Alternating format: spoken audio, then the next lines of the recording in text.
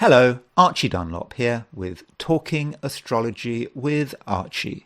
And in this video, I'm going to look at the week starting on Monday, November the 27th, 2023. And this is a week that runs through until Sunday, December the 3rd, 2023. So I'm going to start this video by looking at the week's astrology. And I'm going to give you my view about what's important and how it might affect us and the world at large. Having done that, I'm going to look at the horoscopes of 3 people who might be impacted by Monday's full moon. Those 3 people are Melania Trump, Joe Biden, and a Ukrainian politician by the name of Yulia Tymoshenko. It's her birthday on Monday, November the 27th, which is a day of a full moon. You may not have heard of her, but 19 years ago, she was pretty much the most famous woman in the world. That was during the Orange Revolution in Ukraine. She was this sort of blonde woman with braids who would give lots of speeches in Kiev, and I think she later became prime minister. And that was 19 years ago. I think she did stand in the presidential election in 2019. I don't think she did that well. That was the election I think that Zelensky got elected in. But I do want to quickly look at her chart. Having done that, I'm going to do an I Ching reading where I'm going to have a general reading. Then I'm going to look at money, then career, and then relationships. Okay, so let's start off by looking at the astrology for this week and what I see as being important. Compared with what was going on earlier in November, it's not quite so dramatic, perhaps. So if there is any drama, it really does rest on what happens at the beginning of the week. So this chart is the positions of the planets when the week starts. I've set this chart for New York at midnight on Monday. It doesn't really matter where I start. I could have started it in London or Paris or Kiev or wherever. So on Monday, as I've already discussed, there is a full moon. And I believe that this full moon is the dominant astrological event of the week. So any dramas taking place this week, this is the week starting on Monday, November the 27th, is probably going to be down to the full moon and its lasting impact. So, this full moon, as I've already discussed in a previous video, is quite dramatic. You can see that, there's this full moon is... if we look at the full moon, I've already looked at it, but this full moon is at 4:51 Gemini, and it's conjunct Mars, and it's square Saturn, and so it's quite a violent influence. It's linked up with the Mars-Saturn square, this full moon is certainly going to affect Monday. Monday could be a really difficult day, a lot of stress on Monday. But this full moon, because it doesn't just stop on the day it happens, and this full moon could impact the next fortnight, even the next month. So this whole week may be difficult, may be stressful. Frustrations, etc., because of the full moon. Having said that, the immediate impact of the full moon, I suppose, should be dissipating by by Tuesday. I mean, it all depends how long is full moon lasts for, and there are different theories about how long full moons do persist for. Now, on that day, Monday, beginning of the week, there's not just a full moon. There is there's Mercury at 24:41 Sagittarius, Neptune at 24:55 Pisces.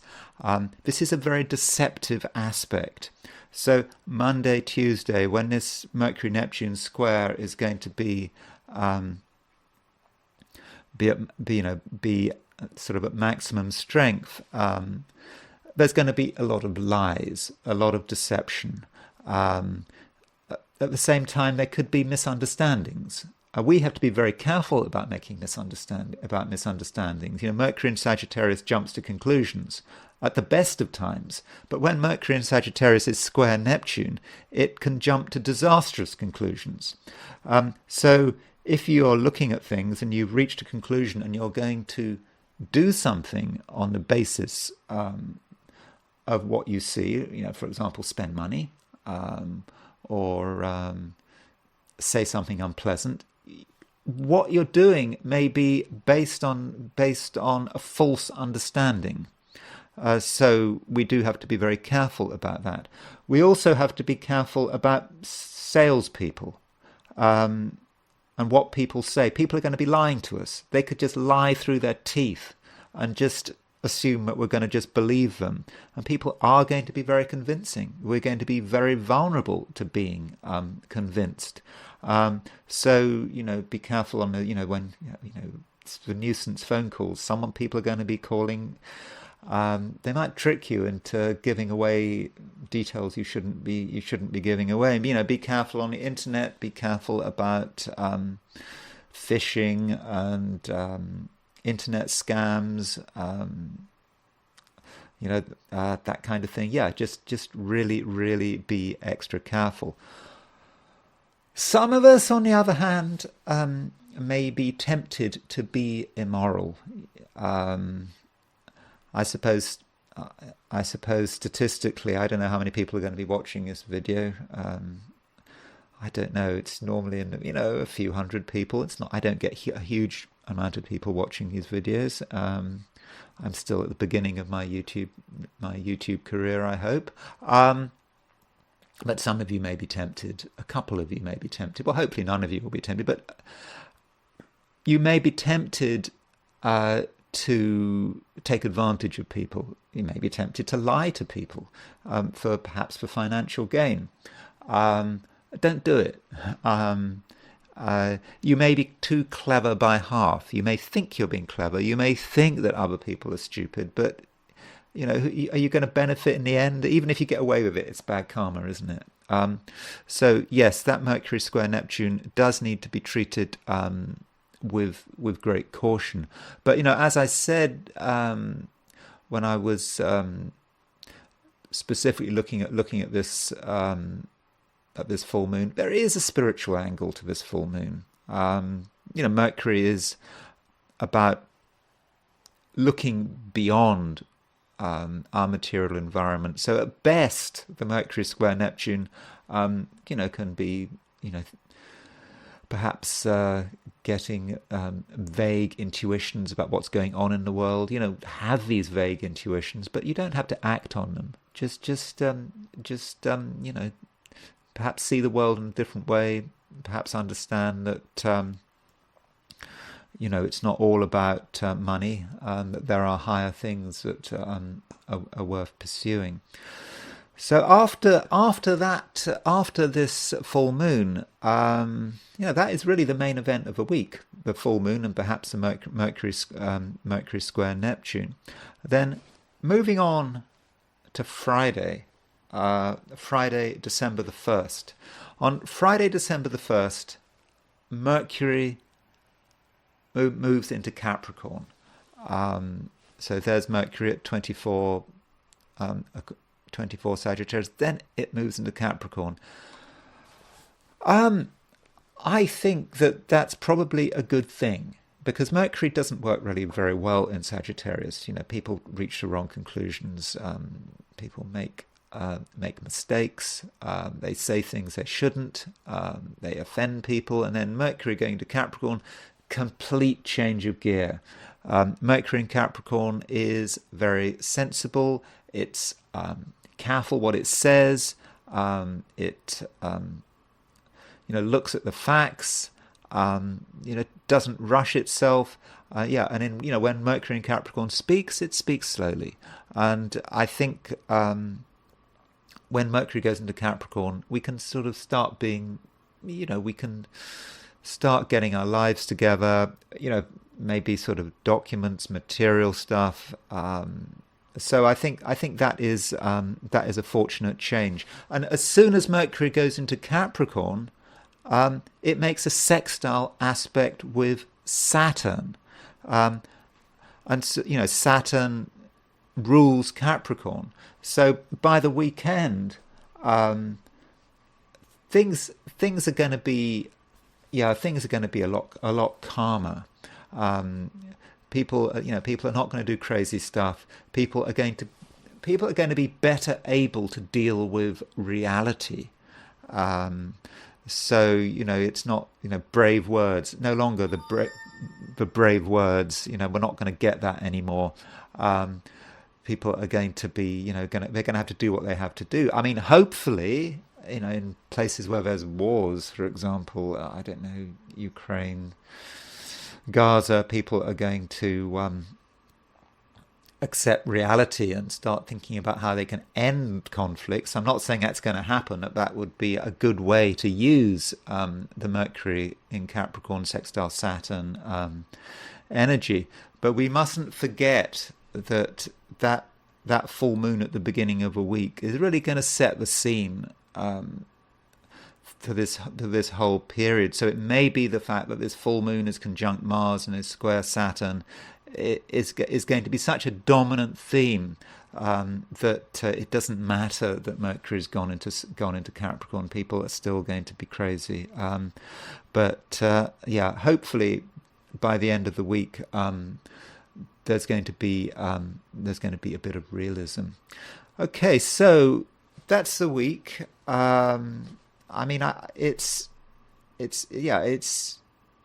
It should be an okay week. It all depends on how strong that full moon was which was the full moon opposition Mars square Saturn. It all depends how influential and powerful that full moon turns out to be, because full moons very often are not one-day wonders. They can persist.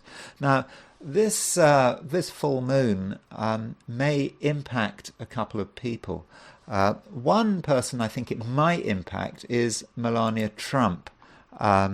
So here's Melania's chart. We don't have at least I don't have a time for Melania Trump. So we can't really think in terms of houses. So there's Melania's chart, and here is her Mars. You see, Melania's Mars is at 5:15 Gemini. Now remember, the full moon had its Mars at 4:51 Gemini. So this full moon opposition Mars is right on Melania's Mars. And looking at Melania's chart, she is she's very earthy. She's got loads of stuff in earth signs. Look, she's got Sun, Saturn, Mercury, Venus, all those 4 planets in Taurus.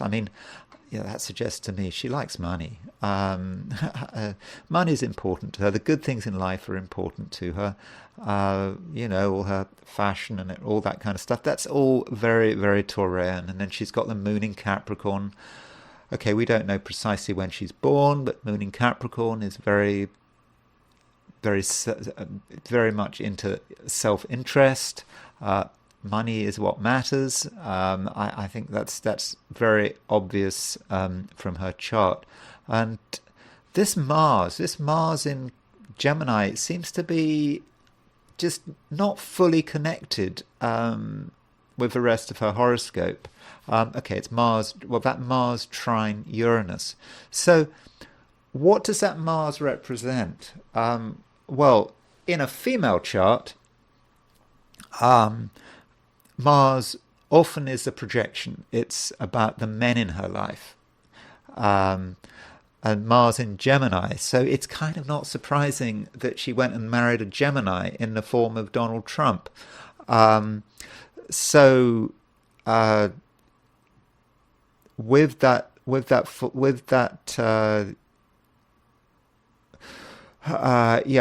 full moon on her Mars, it may be that something is going on in terms of her relationship with Donald.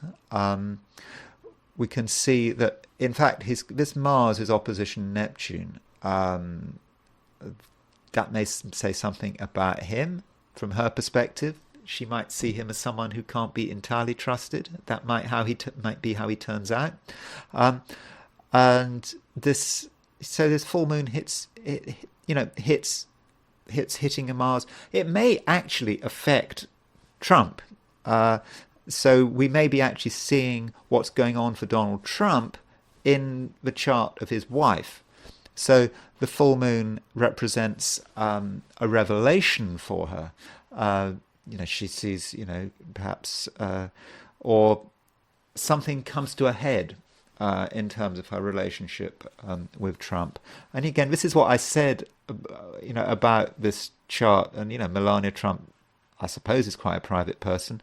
There may be things going on between her and her husband that we just never hear about, that we don't hear about. I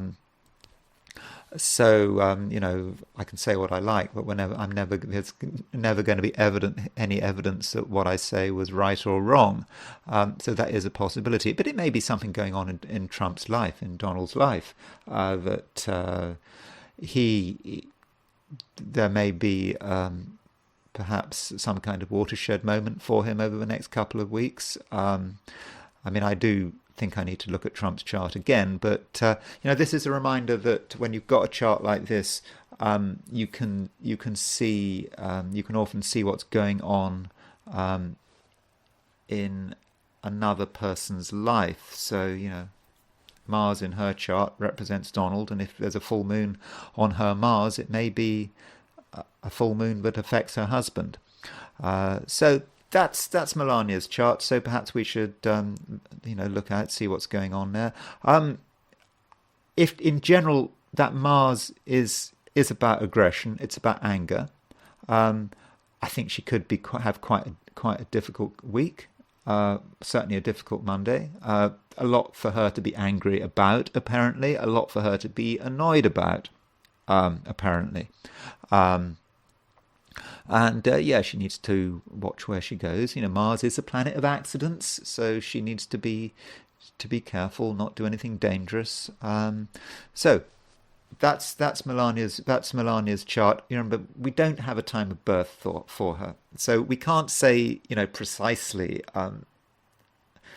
where this full moon is going to impact her.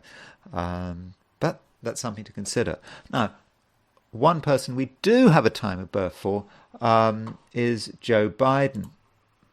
8:30 a.m. Now, the trouble about 8:30 a.m. is it's rather a round number. 8:30 could be 8:35, could be 8:25. So it's very unlikely that Joe Biden was born exactly at 8:30. Having said that, if we take that time, then we've got an ascendant of 3:11 Sagittarius, versus Uranus close to the descendant, Saturn on the 7th house cusp. It's quite an accident-prone ascendant descendant with that Uranus on it, and so we've got this full moon is exactly on Joe Biden's ascendant and descendant, and this should be concerning us, because Joe Biden is the United States. Is the United States' head of state. he is symbolic of the whole country. So in many respects, you could say that a full moon on Joe Biden's ascendant is like a full moon on America's ascendant. And I know USA has a different ascendant. America's still got Sagittarius rising, but later in Sagittarius. And the ascendant-descendant axis does represent America's enemies, its rivals. And so with the full moon on Joe Biden's ascendant-descendant, it's a kind of it may be at the very least a state of awareness about his own and America's position relative to his and America's enemies. Now that could be his political enemies in America, people like Trump, for example, or it could be about America's enemies. It's the countries that it's trying to compete with, whether that's Russia, Iran, North Korea. And so the full moon on Joe Biden's ascendant is really going to bring that into focus. In fact, if you put the full moon which is what, 450 Gemini, it's quite close to his Uranus, close to his ascendant. So in a sense, his ascendant is on the midpoint of his natal Uranus and the full moon. So I think with Biden and America, we may see some quite dramatic action here, but with America and its enemies. The full moon could, as I was saying with Melania, full moon can literally, can be about something private. It could be about something going on in his private life that we don't know anything about. It could be about his health. Because he's got Uranus on a descendant, he has, that is a bit accident prone. So, he needs to watch where he goes. He doesn't want to have accidents. He has to be careful walking up and down stairs, that kind of thing. So that's Joe Biden's chart. Full moon does hit him, and remember, a lot of other things have been hitting him. I mean, recently I talked about, he's just had his birthday. I mentioned his solar return, the time return. The sun returns to where it was when he was born, and that is, we've already had that, and that's kind of says something about his whole year. But yeah, this full moon on his ascendant is something he really has to be very careful about. And I think America has to be careful about it as well. So the final chart I want to look at is the chart of Yulia Tymoshenko. Now, I do not have a time of birth for her. So, as I said, 19 years ago, she was really famous. Because she was the sort of the mouthpiece, the spokesperson of the Orange Revolution. There'd been a presidential election. The opposition thought it had been fixed, so there was this huge protest, which Yulia Tymoshenko was leading. The opposition candidate for the president, which was Yushchenko, he was poisoned by, I think, dioxin. I think he had to go to Vienna or somewhere to get treatment. So it was quite nasty. And so that was 19 years ago. And so 19 years ago, there was a full moon on November the 26th, 2004, exactly where Monday's full moon is going to be. This is because lunations repeat every 19 years, and so this full moon at 4:55, November the 26th, 2004. was right on Yulia Tymoshenko's sun. You see, there's her sun at 5:08 Sagittarius. So this full moon took place in the middle of the Orange Revolution, and I think on December the 3rd, 2004, there was an announcement that by the was it the highest court in Ukraine? I don't know. There was an announcement that the election results had been annulled, and there was a runoff. There was another election, and as a result of that election, Yushchenko, the original loser, Yushchenko became the winner, and so the Orange Revolution appeared to work, and Tymoshenko became prime minister. Since then, she's had a checkered career. I think she spent 3 years in prison. I mean, she's a very extremely rich woman. I think she's regarded as one of Ukraine's oligarchs. And I said she did stand in the 2019 election. I think won the Zelensky one, but she didn't win. Correct me if I'm wrong on that. That she stood. I think she did. So the full moon comes around again. So this 19-year cycle has returned. So it may mean nothing for her, but maybe she's got some role to play here. Maybe she needs to come back into the limelight. I understand Ukraine is falling apart. It's losing its war. It's people are talking about Ukraine being, having to think about talking to the Russians now. So maybe she's got a role to play. The full moon 19 years ago, which happened, when she was pretty much the most famous woman in the world. It's come around again. Her sun is activated. She's got her sun. There's her sun square Pluto. I suppose you've got Sun square Pluto, at least in her case. It's very power orientated, and maybe she sees a chance for herself again with this full moon. It's a possibility, but again, I don't know enough about Ukrainian politics. It may be things have moved on so far that she has no longer any useful role to play in Ukrainian politics. I don't know.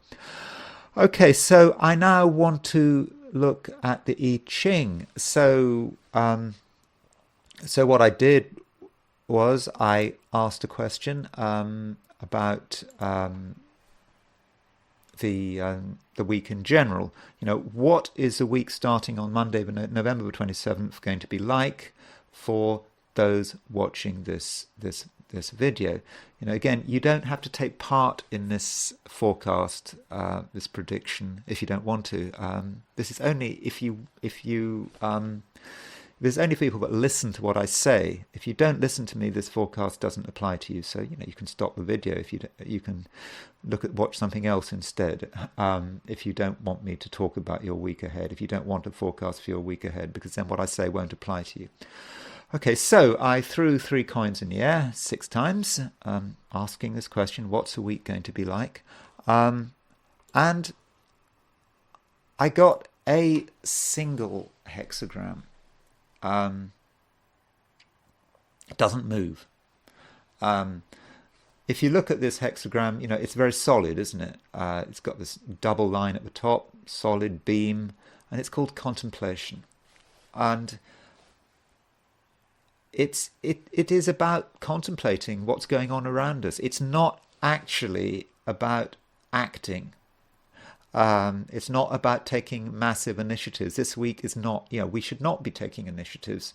And I think actually that makes sense because, I just said at the beginning of this week, there is a Mercury square Neptune. We are not going to know what's going on. There's going to be a lot of lies, a lot of falsehoods. If we act this week, we may be acting on the basis of false information. So it's a time to try to understand what's going on. Now, in terms of the way this hexagram is constructed, the top 3 lines represent the wind, and the bottom three lines represent the receptive. And, the Wilhelm I Ching gives us the image of the ruler traveling around his country, not actually doing anything, but trying to understand what people are doing, what his subjects are doing. Okay, exerting a gentle influence, but nothing major. And really, that's what we should be doing. We've had a very dramatic November. Well, at least the world has had a very dramatic November. There's still a lot of confusing influences, so not a time to be doing anything. We should also remember that there is a nuclear hexagram in this. There's a hexagram within a hexagram here. So if we knock off the top line and the bottom line, and we make the fifth, fourth, and third lines the top hexagram, and we make the second, third, and fourth the bottom hexagram, we get this hexagram here, which is splitting apart, which is a really difficult hexagram. And I'm not saying this has anything to do with this week, but the splitting apart which underlies contemplation represents perhaps what we're afraid of. The worry here is that things could split apart. They're not going to split apart, but it's about how the powers of darkness are able to assert themselves, and we can't just rush in, because splitting apart is what we're trying to avoid. We're trying to understand the world sufficiently to avoid this. I suppose if you're a king and you're going around your empire or your kingdom, the worst thing can happen is a revolution, your control splitting apart. So to avoid splitting apart, you try to understand what's going on. You listen to what people are saying. You try to work out who's telling the truth, who's lying to you. You don't want to have people, if you're the king, you don't want to have people telling you, oh, everything's fine, don't worry, you can just carry on and everything will be fine. And then all of a sudden you've got a revolution and everything falls apart. So that's the general picture. So as far as money is concerned, I think it's useful to think back to the astrology, because this week does begin with Mercury square Neptune, which from a financial perspective is a really difficult aspect, because we might make some huge mistakes in terms of organizing our financial affairs. So contemplation is about not taking financial initiatives, just considering it.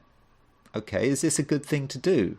And then by the end of the week, or when Mercury moves into Capricorn, sensible Capricorn, we might have a better idea about what we should be doing, whether we should be spending money, whether we should be making a particular investment. And so, yeah, we need to contemplate the matter, as opposed to taking action. It's not really a time for taking action. It's not a time for committing to big financial expenses.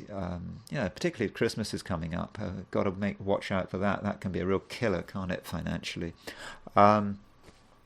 So that's money. Then, as far as the career is concerned, again, there are going to be temptations to take action. Perhaps you want to, maybe you want a different job, or you want to look for a new job, or you haven't got a job and you want to find a job. But with contemplation, it's telling you just think about it. There's nothing you have to do.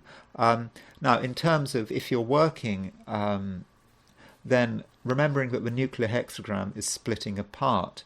If you look around you at work, you can certainly see the danger that things are only just holding together. Okay, they're not splitting apart, but they could split apart. You can see where the fault lines lie. Remember, particularly beginning of a week, there's a full moon. The full moon does reveal everything.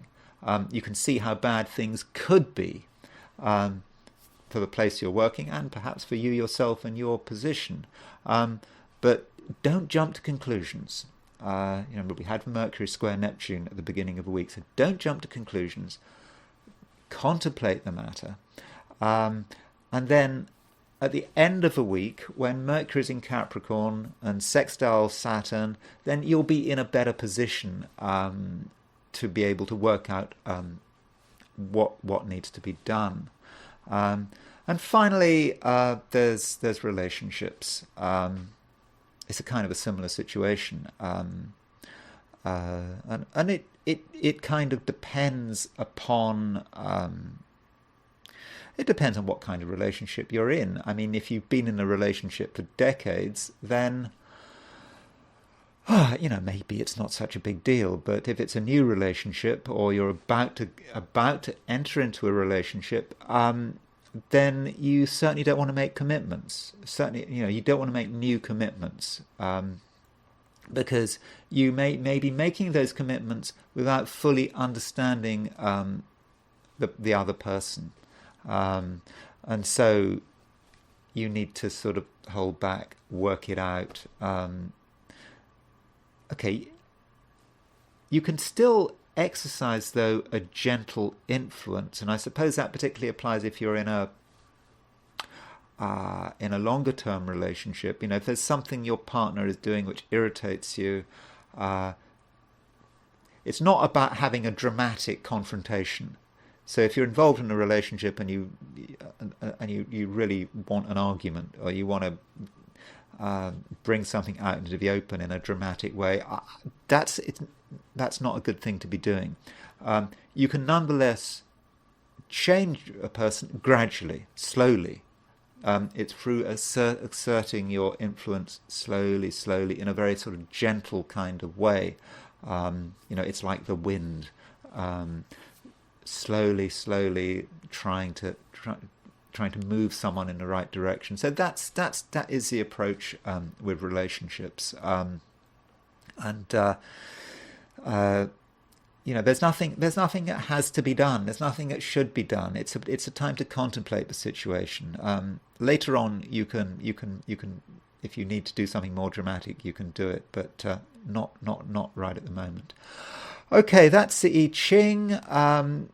I've been quite relatively brief on the I Ching, and I think part of the reason I've been brief on the I Ching is that it is locked. It's just contemplation. Contemplation is quite a passive hexagram. It's not moving. It's not moving anywhere. And so I think that's how we should deal with this week, whether you're looking at it from a perspective of astrology or I Ching or both. It is a week for contemplation. It's not really a week for taking dramatic action. And at the end of a week, when Mercury goes into Capricorn and sextiles Saturn, we can think things through, and then we can work out how best to proceed. Okay, have a great week. I will have another weekly forecast for you in a week's time on December the 4th. And I will talk to you again very soon.